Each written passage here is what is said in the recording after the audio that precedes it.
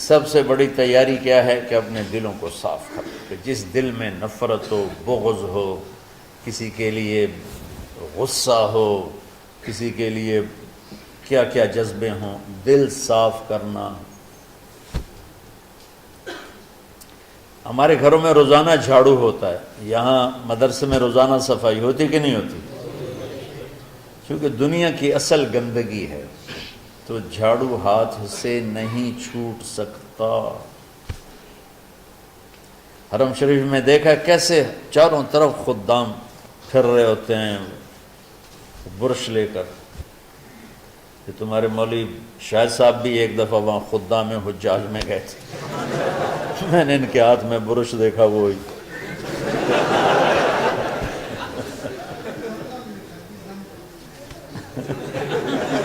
وہ حرم ہی ہے۔ کون سا سن تھا؟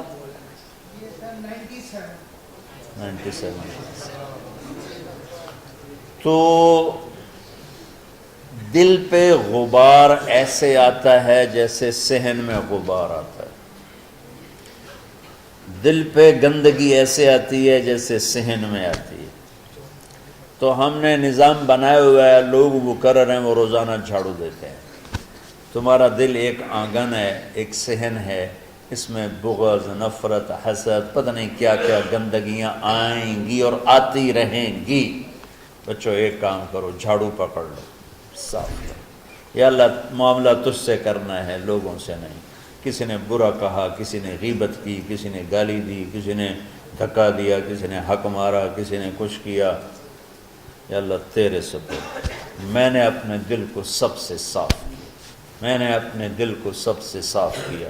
یہ اتنی بڑی عبادت ہے کہ بڑے بڑے نفلوں والے، تہجد والے، حج عمرے روزے والے تمہیں نہیں پکڑ سکیں گے، کیونکہ اس کا کرنے والا دنیا میں کوئی نہیں۔ نفل پڑھنے والے تو بے شمار ہیں، عمرے کرنے والے بے شمار ہیں، علماء بے شمار ہیں، حاجی بے شمار ہیں، سخاوت کرنے والے بے شمار ہیں، لیکن اس ٹکڑے کو صاف کرنے والا لاکھوں میں ایک بھی نہیں۔ مشکل کام، آپ یہ سیکھ لیں، صاف کرو، صاف کرو، صاف کرو۔ یہ رمضان کی سب سے بڑی تیاری اور علم کو حاصل کرنے کی سب سے بڑی چابی ہے کہ اپنے دل کو کھلا کر لو۔ کوئی چیز خالی ہوگی تو کچھ آئے گا۔ جس دل میں بغض بھرا ہو، نفرت بھری ہو، حسد بھرا ہو، کینہ بھرا ہو، اس میں خاک آئے گا، اس میں تو علم کی ایک کرن بھی نہیں آئے گی۔ اس زبان سے چاہے جتنے مرضی موتی بکھیرے، دل اس کا اندھا ہوگا۔ لا تعمى الابصار ولكن تعمى القلوب التي في الصدور۔ یہ آنکھوں سے اندھے نہیں، دل سے اندھے ہیں۔ تو بچوں اپنے دل کو صاف کرنا سیکھو۔ وہ کتنی مشہور حدیث ہے، آپ نے کہا اس دروازے سے ایک جنتی آ رہا ہے، ایک انصاری صحابی داخل ہوئے، جوتا ہاتھ میں، داڑھی میں وضو کا پانی۔ اگلے دن اس دروازے سے ایک جنتی آ رہا ہے، تو ایک صحابی آئے، ہاتھ میں جوتا، داڑھی میں وضو کا پانی، وہی صحابی۔ اگلے دن اس دروازے سے ایک جنتی آ رہا ہے، تو وہی صحابی 3 دن جنت کی بشارت لی ہوئی۔ اس صحابہ کی جماعت میں ایک شخص ہیں جن کا نام ہے عبداللہ بن عمرو بن عاص۔ ان سے بڑا عبادت گزار صحابہ میں کوئی نہیں تھا، نہ سابقین میں نہ متاخرین میں، نہ پہلوں میں نہ بعد والوں میں۔ ان کی عبادت کیا تھی؟ ساری رات جاگنا، سارے دن کا روزہ، اور ایک ختم قرآن صبح سے شام۔ اتنی اللہ نے طاقت دی تھی۔ پھر وہ غلوب والی بات آ گئی، ایکسٹریم ہونے والی بات آ گئی۔ ان کی شادی والی رات حجلہ عروسی میں داخل ہو رہے ہیں، دلہن کے کمرے میں داخل ہو رہے ہیں، اور مصلی بچھا کے اللہ اکبر، اور دیر نفل تے نفل، دیر نفل تے نفل۔ تو ان کی بیگم نے دیکھا تو وہ بھی خیر کا زمانہ تھا، انہوں نے بھی وضو کیا اور پیچھے مصلی بچھا کے وہ بھی فجر تک نفل پڑھتے رہے۔ صبح ہوئی تو حضرت عمرو بن عاص رضی اللہ عنہ نے پوچھا، بیٹی رات کیسی گزری؟ کہا جی ماشاءاللہ آپ کے بیٹے تو بڑے عبادت گزار ہیں، ساری رات نفلوں میں ہی گزری۔ تو وہ ان کو شکایت کر دی۔ حضرت عمر بن عاص کو اتنا غصہ چڑھا، وہ بیٹے کو تو کچھ نہیں کہا، کتنی حکمت کی بات ہے، سیدھے گئے اللہ کے نبی کے پاس، یا رسول اللہ یہ عبداللہ دیکھیں کیسا نادان ہے، اس کی شادی کی ساری رات نفل پڑھتا رہا۔ تو آپ کہتے ہیں ماشاءاللہ ماشاءاللہ کتنی بڑی بات ہے، نفلوں میں گزر گئی، رات بھی نفلوں میں گزر گئی۔ جیسے بعض وہ تبلیغ والے کہتے ہیں بچے کی ٹانگ ٹوٹ گئی پھر بھی گشت نہیں چھوڑا، کیسے احمقانہ باتیں کرتے ہیں۔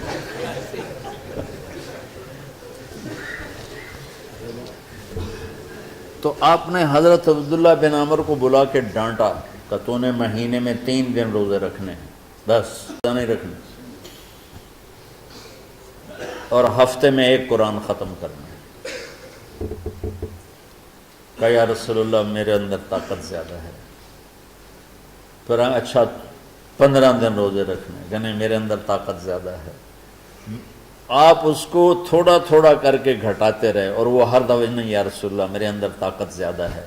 تو آخر میں آپ نے کہا اچھا چلو 100 میں داؤدی پہ آ جاؤ، 1 دن روزہ رکھو، 1 دن افطار کرو، اور 3 دن سے پہلے قرآن ختم نہیں کرنا۔ تو آپ نے اس کو پیچھے کیا۔ یہ بیٹھے تھے اس محفل میں، ان کے دل میں آیا کیا یہ بزرگ مجھ سے زیادہ عبادت کرتے؟ رات میں ساری جاگتا ہوں، دن روزہ رکھتا ہوں، 1 ختم کرتا ہوں، تو جنت کی بشارت تو مجھے ملنی چاہیے تھی، ان کو کیسے مل رہی؟ یہ کسی کتاب میں نہیں لکھا کہ یہ ان کا جذبہ تھا، لیکن جو کہ میں ان کی سیرت کو جانتا ہوں تو مجھے خیال آتا ہے کہ ان کی نفسیات میں یہ بات آئی ہوگی، چونکہ صرف انہی کو خیال آیا کہ میں جا کے دیکھتا ہوں کہ یہ بزرگ کیا کرتے ہیں۔ تو ان کے پاس پہنچ گئے، چاچا، ذرا وہ ادھیڑ عمر تھے، چاچا وہ میرے ابا تھوڑے ناراض ہیں تو کچھ دن آپ کے پاس گزارنا کا، بیٹا بسم اللہ آ جاؤ۔ اب رات ہوتے ہی عشاء کی نماز پڑھ کے انہوں نے جلدی سے چادر اوپر لی اور یوں سراغ کر کے ان چاچے کو دیکھنے لگے ایسے کر کہ اب یہ کیا ساری رات سجدہ کرے گا، اور ساری رات روتے روتے روتے روتے مصلی گیلا ہو جائے گا، یا ساری رات رکوع کرے گا، ساری رات قیام کرے گا، ساری رات قرآن پڑھے گا، اس تصور سے یوں دیکھ رہے۔ اور وہ بزرگ صحابی تشریف لائے، سرانے پہ سر رکھا، اللہم بسمک اموت و احیا، ہو گئے۔ اب یہ دیکھ رہے ہیں ابھی اٹھیں گے، ابھی اٹھیں گے، ابھی اٹھیں گے، فجر کی اذان پہ اٹھے۔ اب یہ تو حیران پریشان ہو گئے کہ یہ کیا ہو؟ اس زمانے میں تو منافق تہجد نہیں چھوڑتے تھے ڈر کے مارے کہ پتہ نہ چل جائے ہمارے کفر کا، تو یہ چاچا جنت بھی لے گیا تو ستا بھی پیا کہ چلو کل دیکھوں گا۔ اگلی رات پھر چادر سر پہ کر کے اور یوں سوراخ کر کے لیٹے ہوئے اور دیکھ رہے۔ چاچا پھر تشریف لے اور سرانے پہ سر رکھا، اللہم بسمک اموت و احیا، ہو گئے۔ فجر کی اذان پہ اٹھے، یہ اور پریشان ہو گئے کہ میرا نبی کا فرمان تو سچا ہے، اس میں تو شک بھی کفر ہے، لیکن عمل کیا ہے جس پر اس کو جنت کی بشارت ملی؟ 2 رکعت نفل بھی نہیں۔ اور آج کے دور میں تم میں سے ماشاءاللہ اکثر بچے تہجد پڑھتے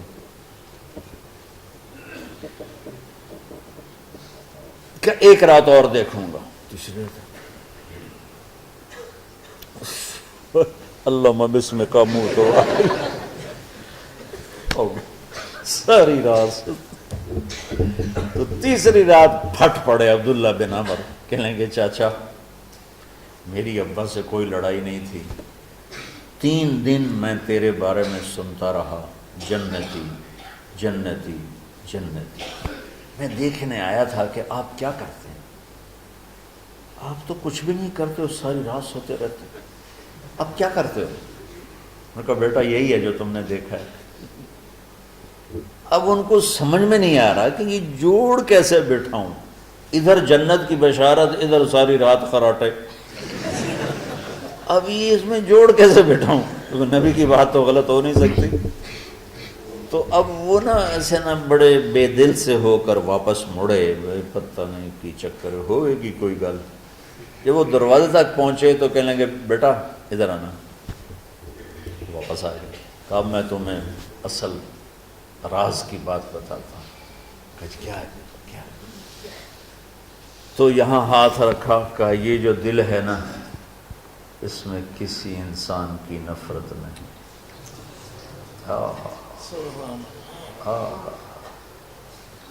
اور جب اللہ کسی کو رزق دیتا ہے، عزت دیتا ہے، مجھے کبھی حسد نہیں ہوا، مجھے خوشی ہوتی۔ تو عبداللہ بن عمر نے کہنا تھا ہاں یہ بات ہے، نہیں، ان کو ہاذا ہوا، اچھل کے کہنے لگے ہاذا ہوا، ہاں ہاں ہاں ہاں یہی ہے یہی ہے یہی ہے۔ پھر کہنے کہ چاچا پر یہ میرے بس کا نہیں ہے، کون کرے گا یہ؟ اتنے بڑے آدمی ہو کر کہہ رہے ہیں کہ یہ میرے بس کا نہیں۔ تو بچوں، دنیا میں جنتی بننا ہے اور علم اللہ سے لینا ہے تو اسے صاف کر دو، سب کی نفرت سے۔ اس نے مجھے یہ کیوں کہا، اس نے مجھے یوں کیوں دیکھا، اس نے میرے بارے میں یوں کیوں کہا، اس نے میرے بارے میں یہ کیوں لکھا۔ جس کی تعریف ہوتی میری کتنی برائی ہوتی، صرف تعریف تو نہیں، بھرا پڑا سوشل میڈیا مجھے گالیاں دیں۔ اللہ کے فضل سے میرے دل میں ایک ذرے کے برابر کبھی کوئی منفی جذبہ نہیں آیا، آئے تو میں دھو کے صاف کر دیتا ہوں۔ یا اللہ میں نے اپنے دل کو صاف کیا، میرا معاملہ تیرے ساتھ ہے، کسی کے ساتھ نہیں۔ یہ یاد، رمضان کی سب سے بڑی تیاری، علم کے حاصل کرنے کا سب سے بڑا ہتھیار آپ کو بس یہ نہیں کہ تمہیں کتابیں یاد ہو جائیں، تمہیں اشعار یاد ہو جائیں، میں کتابوں کا حافظ تھا جب میں پڑھتا تھا، اور دیوانوں کا حافظ تھا اشعار کا، تم کچھ بھی نہیں یاد رہا، چونکہ وہ پڑھائی والے راستے پر چلا نا، اللہ نے تبلیغ میں چلایا، پھر بیماریاں آ گئیں، مصروفیتیں آ گئیں، تو وہ مطالعہ ہی ختم ہو کے رہ گیا۔